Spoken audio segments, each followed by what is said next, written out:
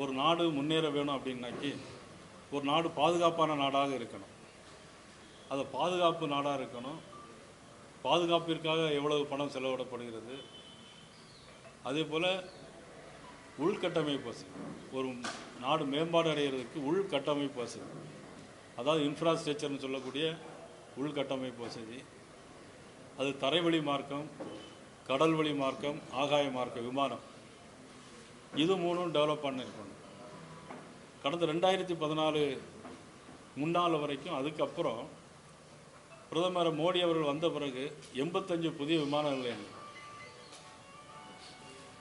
400க்கும் மேற்பட்ட வந்தே பாரத் ரயில்கள், பல லட்சம் கோடியான மதிப்புள்ள ரயில்வே நிலையங்கள் பராமரிப்பு,